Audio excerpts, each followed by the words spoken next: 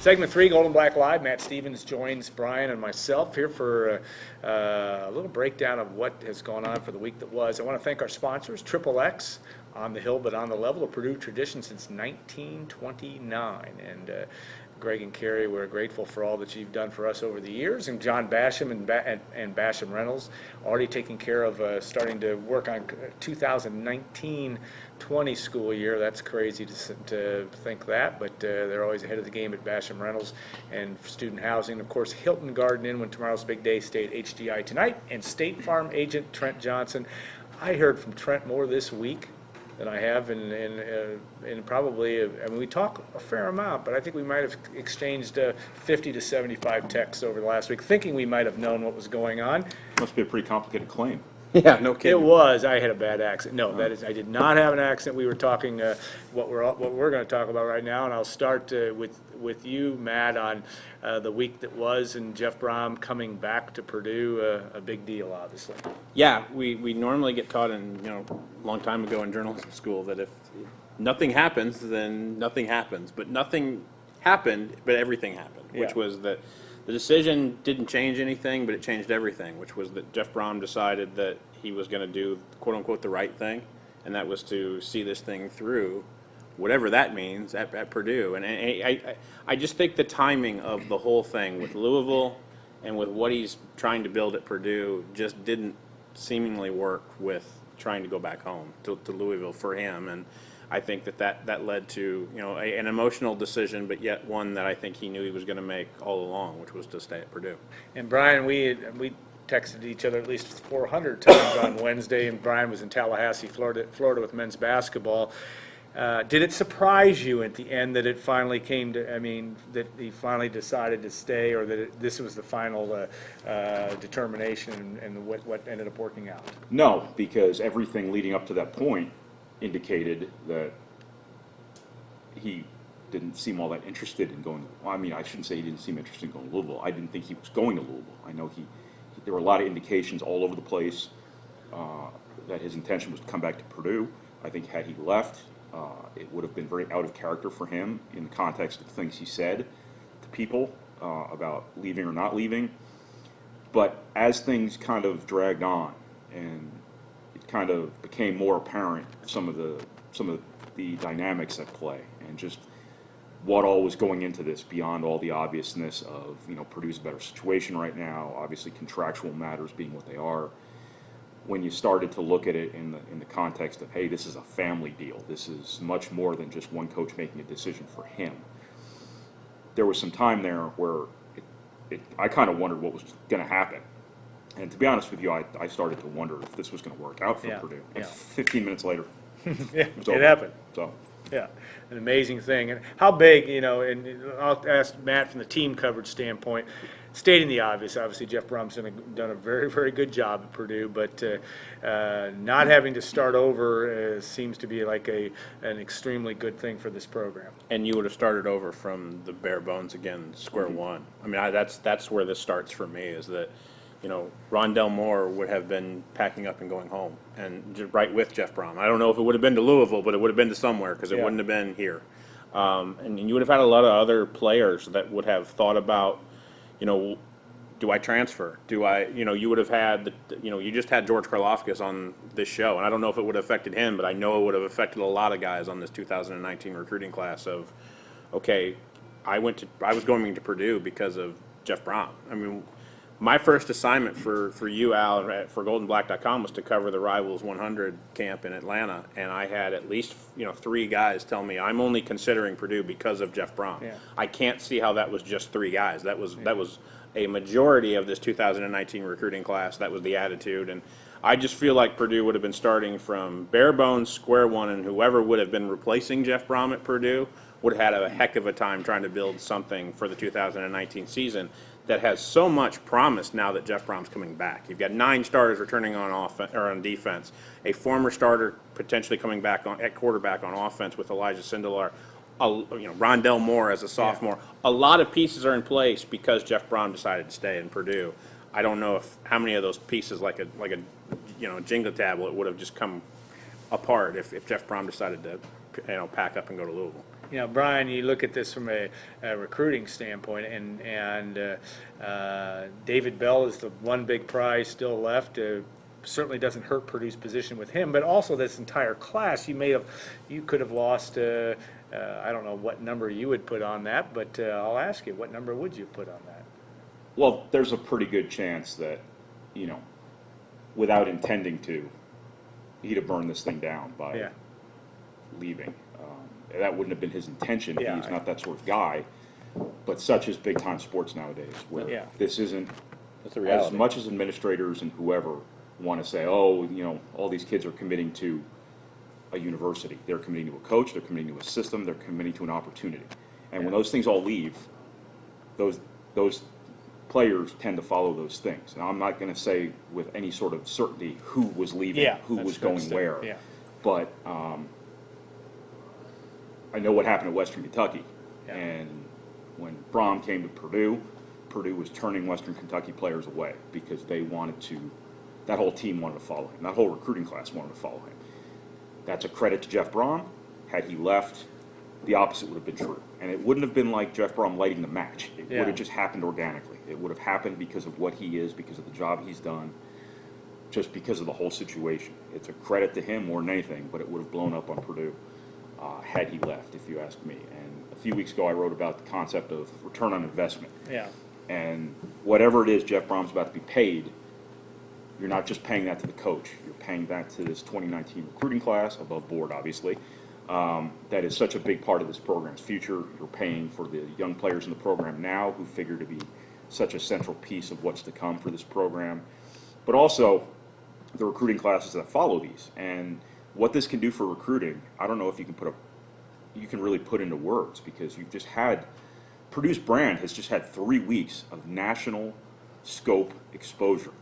And Jeff Brom and Purdue football have been on the minds of everyone, coast to coast, whether they have a stake in that or not.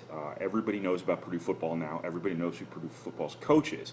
Everybody knows how badly people want to hire this person away, and everybody now knows how much Jeff Brom wanted to stay at Purdue, which immeasurably helps the value of Purdue football's brand. The single biggest hurdle Purdue has dealt with in recruiting, and recruiting has transformed under Jeff Brom, has been the sales pitch from other people that Brom's not going to be there. Yeah. Well, that comes off the table now, because the clearest and most present danger to Purdue losing Jeff Brom just came and went without him taking it. So if whoever it may be wants to go to whoever it may be and say, you can't go to Purdue because Brom's not going to be there, they have significantly less credibility than they had before, if they had any credibility in the first place. Yeah, now can I add that, you know, I met with Mike Babinski earlier today, and credit goes to him as well, because he laid out to me the timeline, which was the Monday after Louisville fired Bobby Petrino. Right. He met with Jeff Brom, and then he met with Mike Berghoff, and then he met with President Daniels. And the meeting with President Daniels and Mike Berghoff was, okay, the Louisville thing has happened now. What are we prepared to do? Yeah. And that's a credit to Mike Babinski for not only understanding that eventually they were going to have to deal with the Louisville thing, and knowing that they probably didn't think they were going to have to deal with it 2 years in, but they were prepared to handle that 2 years in and have a plan in action. And I can also verify what Mike said, which was that not only was Purdue not happy with the timing of what Louisville did with Bobby Petrino, Jeff Brom was not happy with the timing of what happened with Bobby Petrino. And while I think Jeff likes the attention of the Purdue brand being what it was for the last 3 weeks, he sure didn't enjoy having a chance to win the West and having all this distraction around that program when they were trying to win the West, and win some games, the Wisconsin game, the Minnesota game. He credits some of that to, you know, why Purdue didn't show up and why Purdue didn't finish in those games. And it irritated not only Purdue administration, but it irritated the head coach at Purdue, what Louisville did from a timing perspective with Bobby Petrino. Yeah. But that also told us a little bit of what we should have known, people should have known up front, that if Louisville thought they were getting Jeff Brom, they wouldn't have done that. They would have ate 2 more weeks of Bobby Petrino, and they would have made it easy on Jeff Brom to slip out the door and go home. And people who were suggesting, oh, he was out the door as soon as Bobby Petrino got fired, weren't thinking clearly. They weren't seeing what was right in front of their face, and that was a huge tell right there that Louisville wasn't sure it could get Jeff Brom. Yeah, and I don't think that the funny thing about that, Al, is I don't think Louisville benefited their position at all by doing that with Tobias Vitrino 2 weeks before the season ended. They didn't from a third party situation, from a behind the scenes situation, they didn't gain anything getting the guy that they wanted. And I don't feel like that helped them, and if anything, it hurt them with the Jeff Brom sweepstakes. It really did. Yeah, an interesting development, and what an interesting 2 or 3 weeks when it comes to that. Okay, bowl games now, and we don't know. There's been a lot of talk about the maybe Purdue will get pushed up a little bit to Music City. And that bowl game on Friday, December 28th. The other two that have looked to be in the wheelhouse, the Thursday, December 27th at New York at the Pinstripe Bowl, and of course the Quick Lane Bowl in Detroit on the day after Christmas on December 26th. What is the Purdue I think they're talking now maybe of getting together next week and then starting their workouts, but programs had a habit of, or at least under Jeff Brom, bowl games mean something. He wants his team to be ready to go.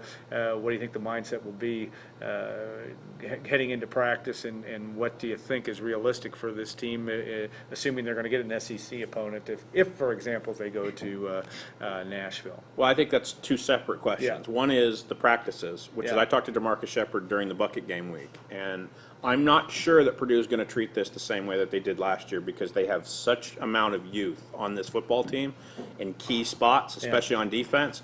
They want those practices. Yeah. Those practices are critical to program development going forward in the future, and we're talking 2019, 2020. Yeah.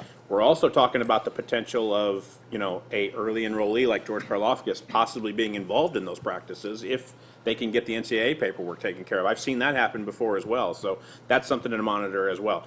But I also think from a game perspective, I think that Purdue will be prepared.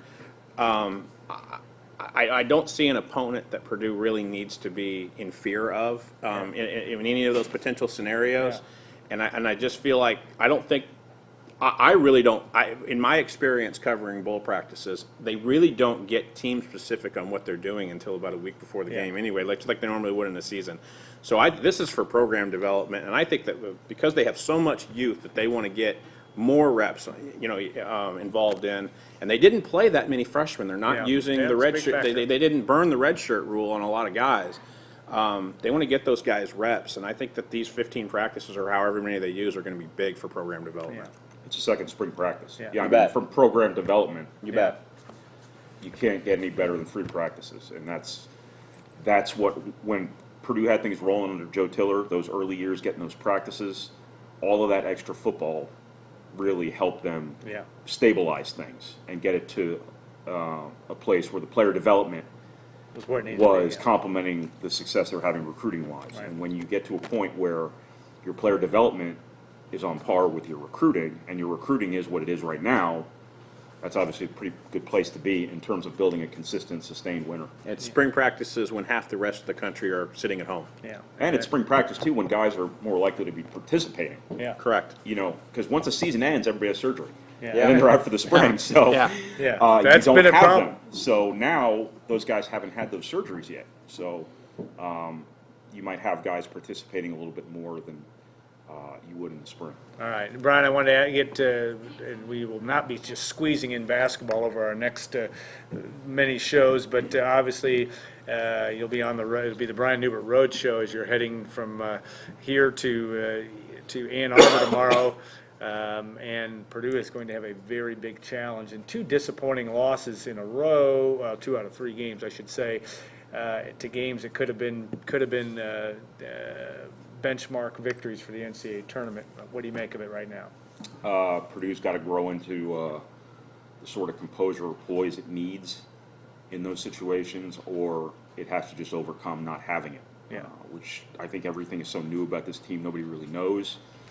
But the inconsistency, the one good half, one bad half stuff, and then the flashes of really, really good basketball, really, really cohesive basketball, really, really patient basketball, being put next to flashes of the opposite, has really been something that has cost Purdue a couple of really, really marquee wins.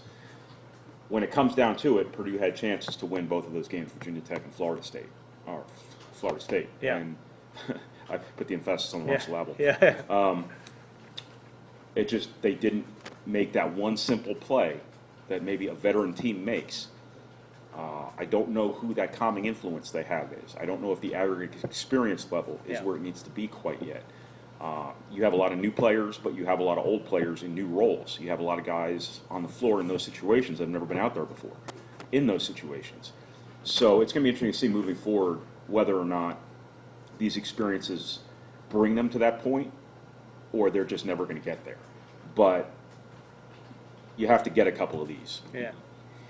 You can't keep losing games that you hope make you better, because you Yeah. only get so many cracks Yeah. at this. And if you want to make the NCAA tournament, you do it in a non-conference season every bit as much as you do in a conference season. And this stretch of games now could shape Purdue's entire season. And if they let the final 323 of the Florida State games seep into Michigan, Maryland, Texas, and Notre Dame, stuff goes sideways real fast. Yeah, 4 games that are going to tell. Can never remember a non-conference stretch. I know that you have 2 conference games in there, but a stretch certainly from mid-November to mid-December that quite like this one. 4 straight ranked teams, and the Yeah. 5th is receiving votes. So Yeah. 5 straight top 25 caliber teams in non-conference. Yeah, and that's going to be a big challenge for the Boilermakers. All right, now, our programming note, our next show is scheduled. We think we will have one on December the 14th. We'll let you know plenty in advance. A little bit depends on scheduling there. And then we will take a couple weeks off and then start weekly in January with our show during Big Ten basketball and football, not necessarily football recruiting, but we'll work our way all the way into spring ball with football with this show. So we want to say thank you to our sponsors, Hilton Garden Inn, State Farm agent Trent Johnson, Triple X, and Basham Reynolds. I want to thank Gordon, Steve, Ryan, I think you're back there as well. I'm not sure who else is back there helping us out, but we appreciate everything that the folks at WLFI do for us to make this happen. Some of you may have had some sound issues on the front end of this show. The replay will be up within the next hour, hour and a half. And if you missed the George Karlaftis interview, you'll want to catch that as well. So have a great couple of weeks, everybody, and we will look forward to seeing you the next time. And make sure you check out our site, obviously. A lot of interesting stuff. We'll have some more Mike Babinski stuff as well. And the Jeff Brom interview from Louisville, too. Very interesting today. Make sure you check that out early and often on goldenblack.com. Have a great couple of weeks, and we'll see you on December 14th on Golden Black Live.